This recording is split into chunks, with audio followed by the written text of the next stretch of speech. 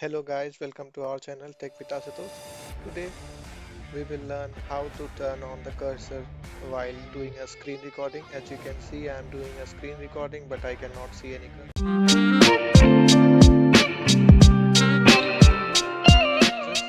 So for that you need to go to settings.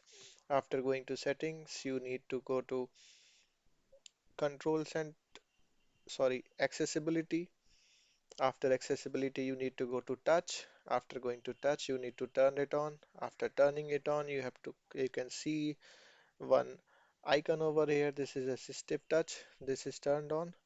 So you can customize this menu to add a tap over here. Once you have added tap, you can go back, and after going back, you can just go to main screen and you can click on this icon and click on taps. So now whenever you click anything, you will see a tap, tap, tap, tap, and that's how it is. So thanks for watching this video. Do comment your thoughts about this video and like, share and subscribe for more such informative content on iPhone tips and tricks.